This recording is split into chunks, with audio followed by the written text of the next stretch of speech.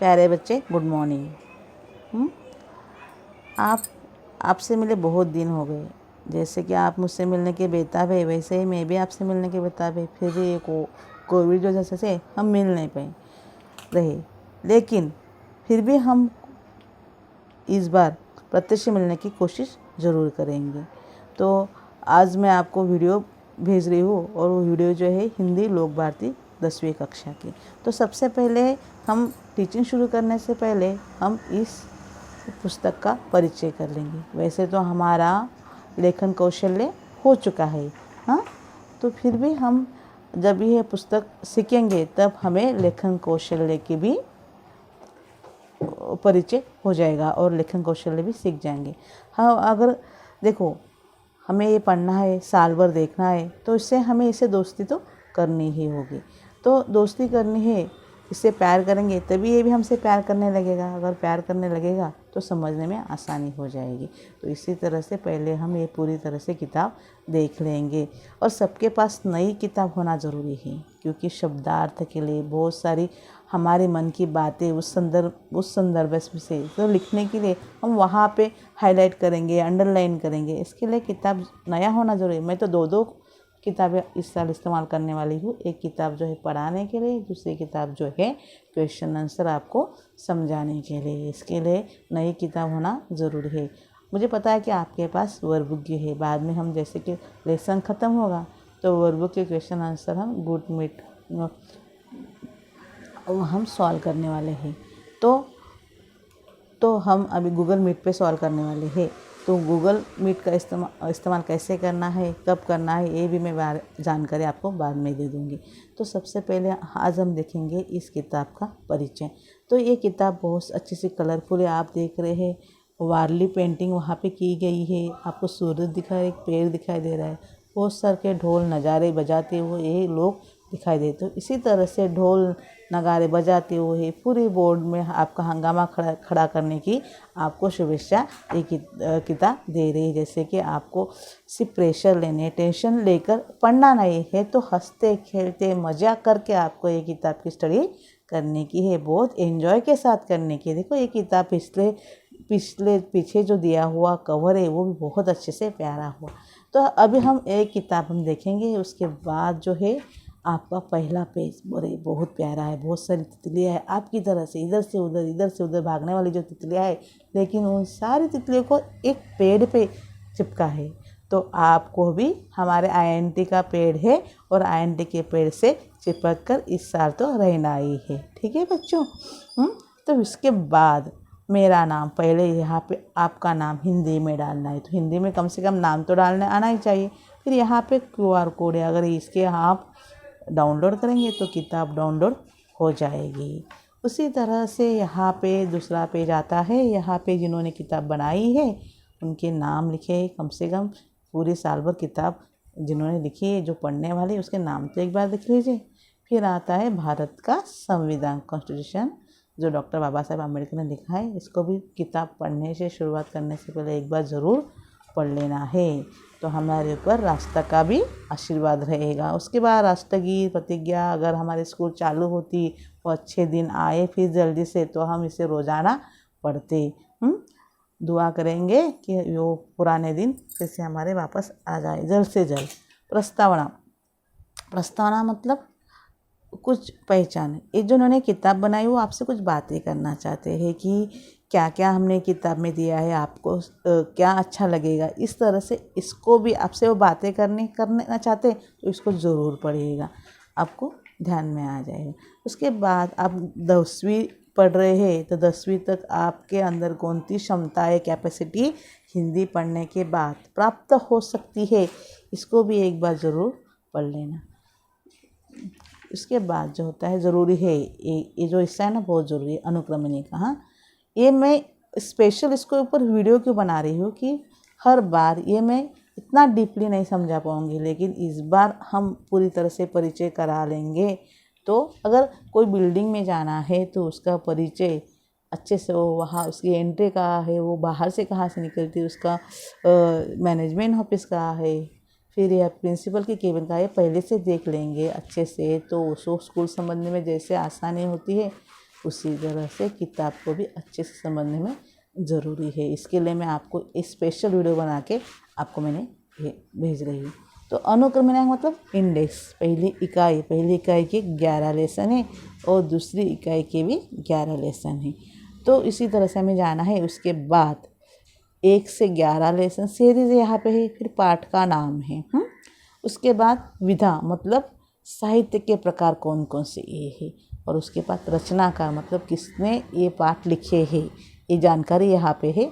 उसी की तरह पृष्ठ क्रमांक मतलब पेज नंबर यहाँ पे दिए हुए हैं। अगर एक बार देखेंगे, बहुत अच्छे से देखेंगे, गौर से देखेंगे, तो ये जो विधा है ना, एक भी विधा दोबारा आई हुई नहीं, मतलब एक ही खाना आपको दोबारा नहीं देने जाएगा इस साल में। दूसरी इकाई में भी देखेंगे तो एक भी विधा दोबारा नहीं आई हुई, अलग अलग डिश से भरी हुई आपकी ये प्लेट है, और उसको आप बड़े चाव से खाना है, बड़े इंटरेस्ट से आपको 10वीं की पढ़ाई करनी है। अगर इंटरेस्ट से करेंगे तो आपको प्रेशर नहीं आएगा, कोई टेंशन नहीं आएगा।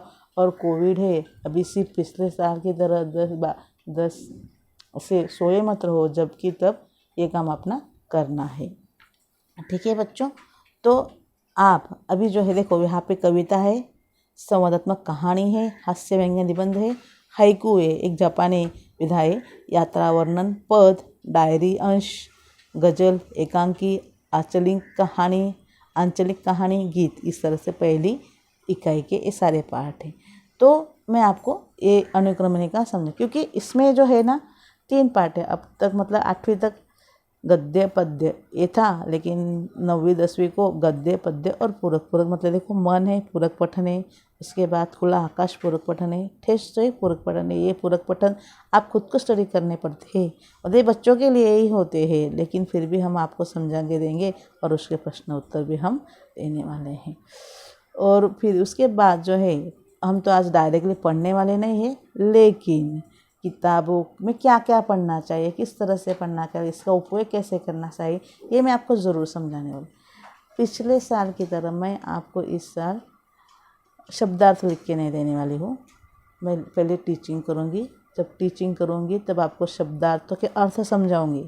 लेकिन आपको भी एक काम करना है, जब अगर एक लेसन में पढ़ाती हूँ तो 3 दिन लगते हैं, और 3 दिन में कम से कम ये लेसन में जो पढ़ा रही हूँ आपको 6 बार पढ़ के होना चाहिए, कोई भी लेसन हो, पोएम हो। क्यों? क्योंकि हमें इसमें वो क्वेश्चन आंसर जो सॉल्व करते हैं परीक्षा में, आपको उतारे आएंगे, पैसेज आएंगे, पैसेज में ढूंढ के लिखने, और 3 घंटे में, तो 3 घंटे में लिखने हैं। तो आपके कई बार हो किताब 6 बार किताब पढ़ के होगी तो भी आपकी पहचान होगी ना। तो इसके लिए मैं बोलती हूँ उसको, उसके किताब पे पास आओ, उसको किताब बार बार पढ़ो, तो अपने आप उससे दोस्ती हो जाएगी। फिर वो भी आपको तकलीफ नहीं देगी और प्रेशराइज नहीं करेगी। अगर आप कभी नहीं खोल के देखेंगे और डायरेक्टली परीक्षा के वक्त खोलेंगे तो बहुत डिफिकल्ट जाएगा। तो पिछले साल जैसा हाल इस साल नहीं करना है। इसके लिए पहले से ही राइटिंग रीडिंग हमारी रखनी है। तो अभी देखो, परिचय में जब होता, सबसे पहले ये जो होता है किताब में परिचय दिया गया, मतलब कवि जो कवि है जयशंकर प्रसाद, जो उनका परिचय दिया, उसका जन्म मृत्यु, परिचय मतलब वो किस तरह से आदमी, उनका लेखन कार्य कैसा था, इसके बारे में जानकारी होगी। फिर उसकी प्रमुख कृतियाँ, उन्होंने बहुत सारी कृतियाँ, हर लेखक की बहुत सारी कृतियाँ है, लेकिन जो फेमस है, जो प्रमुख है, वो वहाँ पे लिखी होगी। उसके बाद पद्य संबंधी, ये जो पद्य है उसके, ये डायरेक्टली हम कभी कभी ऐसे कुछ है कि पढ़ने से हमें कुछ नहीं समझ में आता है। आपको वो सारे अर्थ जब मालूम पड़ेंगे तो उसका अर्थ समझ में आ जाए। इसके लिए मैंने कहा है, जब आप पढ़ेंगे तो मुझे शब्द जो डिफ़िकल्ट होंगे वो लिख के भेजेंगे, और फिर मैं दूसरे दिन आपको उस शब्द के अर्थ बताऊंगी।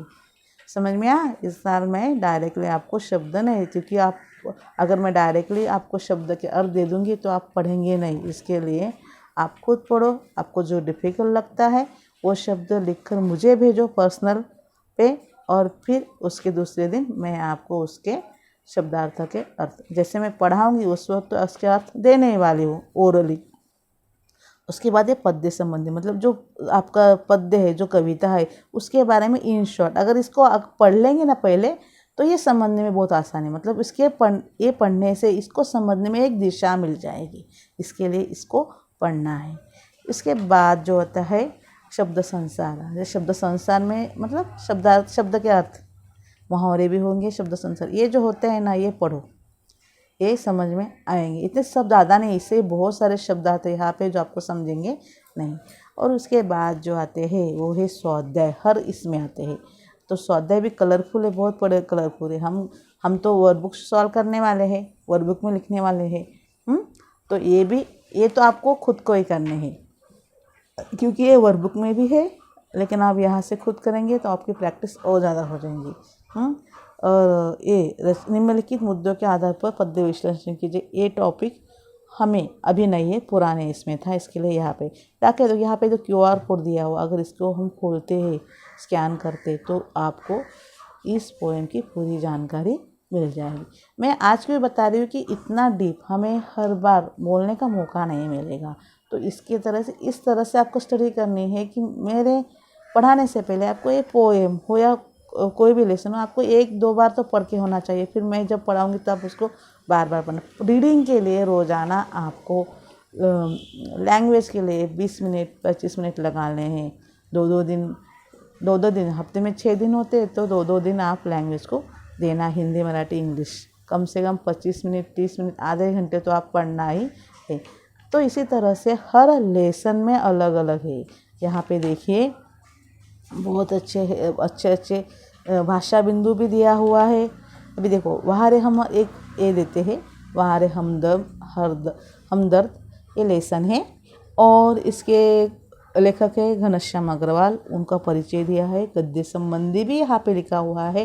बीच बीच में यहाँ पे देखो श्रवणीय दिया हुआ है।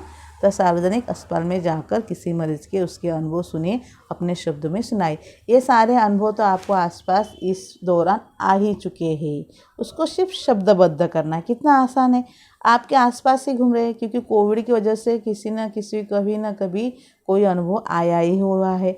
तो आप सार्वजनिक अस्पताल में क्या का हालत है, अगर नहीं आया है तो आप बहुत सारे न्यूज़ देखते हैं, सुनते हैं, उसके ऊपर से भी लिख सकते हैं। 10 लाइन तो आप आराम से लिख सकते हैं। उसके बाद पठनी है, सूचना फलक। ये कैसे, अभी कोविड की सूचना लिखें, अगर ये अस्पताल की सूचना है तो आप कोविड की सूचना लिखें। क्या कोविड की सूचना क्या लिखेंगे कि हाथ को बार बार साफ करो, मास्क लगाओ, दूरी बनाओ, ये सारी सूचना ही है ना। फिर इसके बाद देखो लेखनी है, रक्त बैंक में के कार्य तथा रक्तदान कार्यक्रम के बारे में जानकारी इकट्ठा करके अपनी कॉपी में लिखिए। ये भी आपसे भी रिलेटेड है। इसी तरह से शब्द संसार है। फिर यहाँ पे संजाल से ये हम देखने वाले हैं। और देखो, और हर इसमें आपके ये अलग अलग व्याकरण का एक टॉपिक है। हर लेसन में व्याकरण, ये देखो यहाँ पे उपसर्ग और प्रत्यय का टॉपिक है, तो व्याकरण का भी दिखता है। और हर क्वेश्चन, हर लेसन में एक लेखन कौशल्य है। हाँ, मरीज से मिलते समय जाते जाते कौन कौन सी सावधानी बरतनी चाहिए, ये भी ऐसे है कि जैसे लेखन कौशल हमारे 6 है। पत्र लेखन, गद्य आकलन, उसके बाद वृत्तांत लेखन, कहानी लेखन, विज्ञापन और निबंध लेखन। तो हमने ये देखे हुए हैं। देखो हर लेसन में कुछ न कुछ भाषा बिंदु ये आपको सॉल्व करने हैं, देखना है। इसके QR कोड भी दिया हुआ है। उसी तरह हर लेसन में उपयोजित लेखन, और ये सारे आपको हमारे वर्कबुक में सॉल्व करने हैं। तो मैं आपको ओरली जानकारी दे रही हूँ। वर्कबुक आपके पास है तो आपको अभी हिंदी के लिए 200 पेज की एक नोटबुक लगानी है। उसमें जो है 2 पार्ट करना है। पहला एक पार्ट में और 2 पार्ट करना है। पहले पार्ट में ग्रामर और रेगुलर के लिए थोड़े से 20-25 पेज पहले छोड़ दो। जो रेगुलर का अगर कभी शब्दार्थ है, शब्दार्थ तो आप ज़्यादा से ज़्यादा आप आपके किताब पर ही लिखेंगे। किताब के क्वेश्चन के आंसर किताब पर ही लिखने के हैं। जैसे कि यहाँ पे अगर एक क्वेश्चन से तो इसके आंसर यही आने चाहिए, इधर उधर लिखने की ज़रूरत नहीं, दोबारा लिखने की ज़रूरत नहीं है। समझ में आए। लेकिन अगर यहाँ देखो, ये जो कविता है उसके अगर शब्द आपको अड़ रहे तो उसको वहीं पे लिखिए, पेंसिल के साथ या पेन के साथ। आपकी किताब है, आप पूरी तरह से भर सकते हो। अगर आप पूरी तरह से भरी हुई तो मैं समझूंगी आपकी स्टडी हुई। अगर वो खाली है तो आप पूरी तरह से एम्प्टी है। अगर किताब भरी तो आप भरे, वो किताब एम्प्टी है तो आप भी एम्प्टी है, ऐसा मैं समझूंगी। इसके लिए किताब पर लिखने से क्या होता है कि जब वो शब्द आपके सामने पढ़ते हो तो उसी टाइम उसका अर्थ पता चल जाता है, तो बार बार होता है ना, तो बाद में दिक्कत नहीं होती है। इसी तरह से देखो, हाँ। और फिर हमें लिखना क्या है कि नोटबुक में एक तो लिखना है, लेखन कौशल हमारा हो चुका है, वो नोटबुक आपके पास है, वो आपने बनाई, उसी में व्याकरण का भी करना है पाठ, हाँ, ठीक है। उसके बाद आपको मैं इसी तरह से हमें पूरी किताब पढ़ने की है, हम धीरे धीरे वो पढ़ेंगे। आज तो सिर्फ मैं उसका परिचय दे रही हूँ, और लास्ट में बहुत अच्छे से यहाँ पे आपको सारे प्रकार के ग्रामर बताए गए हैं, उसका भी परिचय मैं आपको करवा देती हूँ।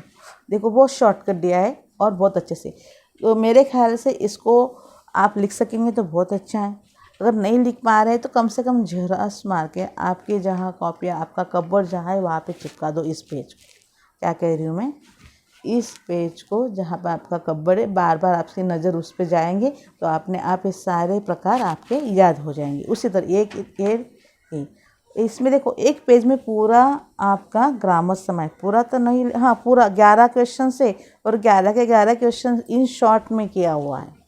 तो इसके लिए ये जो प्रकार है, ये जो है इसको 11 मार्क्स है, मतलब आपके जो 11 मार्क्स है ना व्याकरण के, इसी पेज के ऊपर मैंने दी ना आपका आइडिया अभी। तो ये पेज जो है इसको जेरास करो और आपके कपबोर्ड पे लगाओ। उसी तरह से देखो यहाँ पे जो दिया हुआ है ना, ये क्वेश्चन, ये 11 मार्क तो अलग से है, हाँ, और ये जो है ना ये आपके पैसेज में 2-2 मार्क्स के लिए बैठे हुए हैं, हाँ, ठीक है। उसके बाद उपयोजित लेखन भी यहाँ पे दिया हुआ है। ये देखो इसका आप प्रारूप अगर आपको याद नहीं हो रहा है तो इसकी भी जेरास लगाओ और आपके कपबोर्ड पे लगाओ। इसी तरह से गद्य आकलन की प्रश्न निबंध का निर्मिति का चार्ट भी बहुत अच्छे से दिया है। देखो इसको याद करना आसान है, ये मतलब किताब में सब कुछ इधर उधर देखने की ज़रूरत नहीं है। ये वृत्तांत लेखन का फॉर्मेट कितना आसान है, यहाँ पे सब कुछ दिया हुआ है, सब इतना इतना ही करना है, इतना याद रखना है, अरे इतना याद रखना है, आसान है, और बार बार देखेंगे तो याद हो जाएगा, ठीक है।